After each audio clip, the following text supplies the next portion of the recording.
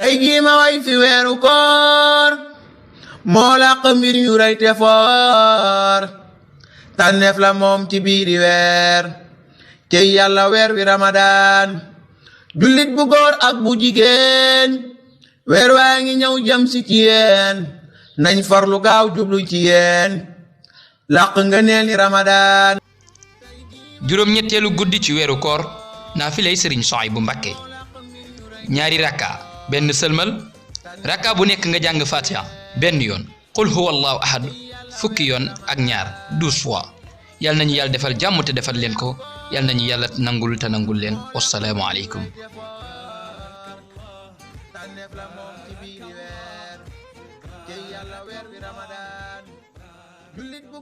Touba ñu ngi jàpp 5h27 di dog 19h24 Diourbel ñu ngi jàpp 5h29 di dog 19h26 Dakar Thiès ñu ngi jàpp 5h31 di dog 19h28 Matam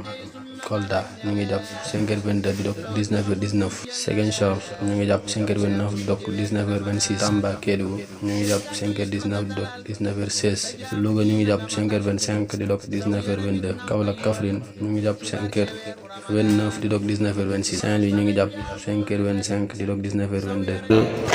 xol yu baax yi yépp ngi bég